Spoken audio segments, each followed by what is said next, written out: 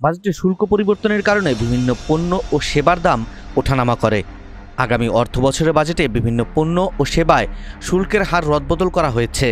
ফলে বাজেট পেশ হলে এসব জিনিসের দামও পরিবর্তন আসবে। বৃহস্পতিবার অর্থমন্ত্রী আবুল হাসান মাহমুদ আলী 2024-25 অর্থবছরের জন্য 7,97,000 কোটি টাকার বাজেট প্রস্তাব করেছেন। এ বাজেটে যেসব পণ্যের দাম বাড়ছে তার একটি তালিকা আপনাদের জন্য তুলে ধরছি। বাজেটে যেসব পণ্যের দাম বাড়তে পারে: আইসক্রিম। সকল ধরনের আইসক্রিমের উপর বিদ্যমান সম্পূরক শুল্ক হার 5% পরিবর্তে 10% নির্ধারণ করা হচ্ছে। কোমল পানীয়। কার্বোনেট বেভারেজ সম্পূরক শুল্ক হার 25% পরিবর্তে 30% নির্ধারণের প্রস্তাব করেছেন অর্থমন্ত্রী। এতে কোমল পানীয়ের জন্য নির্ধারিত মাত্রার উপাদান উপেক্ষা ভিন্নতর মাত্রার উপাদান সম্বলিত পানীয়র ক্ষেত্রে সম্পূরক শুল্ক হার 35% পরিবর্তে 40% নির্ধারণ করা হচ্ছে। দাম বাড়ছে সিগারেট জাতীয় পণ্যের।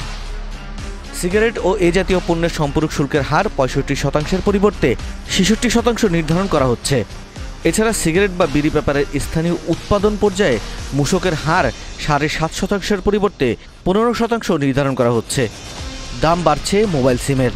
মোবাইল ফোনের সিম রিম কার্ডের ব্যবহারের মাধ্যমে প্রদত্ত সেবার পরিবর্তে বিদ্যমান সম্পূরক শুল্ক 15% পরিবর্তে 20% নির্ধারণ করার প্রস্তাব করা হয়েছে। এছাড়া প্রতিটি সিম কার্ড বা ই সিম ব্যবহারের পরিবর্তে বিদ্যমান মূসকের পরিমাণ 200 টাকার পরিবর্তে 300 টাকা নির্ধারণ করা হচ্ছে। ভ্যাট 5% থেকে 15% করা হচ্ছে। এতে দাম বাড়বে আমসত্ত্ব, ম্যাঙ্গো বার, ম্যাঙ্গো জুস, আনারসের জুস, পেয়ারার জুস, তেঁতুলের জুস, 1 থেকে 50 ওয়াটের অধিক ক্ষমতা সম্পন্ন বিদ্যুৎ সাশ্রয়ী বাল্ব, টিউব লাইট। দাম বাড়তে পারে এলআরপিসি তারের। এলআরপিসি তার উৎপাদনকারী শিল্পের কাঁচামাল ওয়ার অফ আয়রন বা নন অয়েল স্টিল আমদানিতে আমদানি শুল্ক 10% হতে বাড়িয়ে 15% ধার্য করার প্রস্তাব করা হয়েছে। কাজু বাদাম আমদানিতে আমদানি শুল্ক 15% থেকে কমিয়ে 5% করা হয়েছে। তবে দেশে উৎপাদিত কাজু বাদামের বাজার বিকাশের উদ্দেশ্যে কাজু বাদামের আমদানিতে 10% রেগুলেটরি ডিউটি আরোপ করা হয়েছে। এবার জানাচ্ছি দাম কমতে পারে কোন কোন পণ্যের। দাম কমতে পারে কিডনি ডায়ালিসিস ফিল্টার ও সার্কিটের। কিডনি ডায়ালিসিস ফিল্টার ও সার্কিট আমদানির জন্য নতুন HR কোড তৈরি করে আমদানি শুল্ক 10% হতে 1% করা হয়েছে। এতে সাশ্রয়ী মূল্যে এখন কিডনি ডায়ালিসিস প্রক্রিয়া চালু হবে বাংলাদেশে।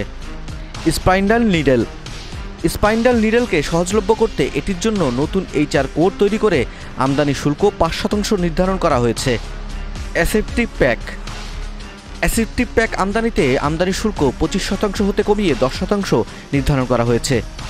দাম কমানো হয়েছে আমদানিকৃত গুঁড়োদুধের উপর থেকেও। পুনঃ মোড়কজাতকরণ শিল্পের বিকাশের জন্য গুঁড়া দুধ আমদানিতে প্রযোজ্য 20% সম্পূরক শুল্ক প্রত্যাহার করা হচ্ছে। দাম করছে মিথানেলের। বাল্ব আকারে মিথানেল আমদানির ক্ষেত্রেও আমদানি শুল্ক 10% হতে কমিয়ে 5% করা হচ্ছে। পলিপোলাইনিন ইয়ান। কার্পেট উৎপাদনকারী শিল্পের কাঁচামাল পলিপোলাইনের ইয়ান আমদানিতে আমদানি শুল্ক 10% হতে কমিয়ে 5% নির্ধারণ করা হয়েছে। ম্যাঙ্গানিজ। সেলো এল উৎপাদনকারী শিল্পের কাঁচামাল ম্যাঙ্গানিজ আমদানিতে 5% ধার্য করা হচ্ছে। আপনার কাছে কি মনে হয় এবারের বাজেট নিয়ে এবং এবারের শুল্ক আরোপ এবং শুল্ক প্রত্যাহার নিয়ে আপনার মতামত কমেন্ট বক্সে জানান।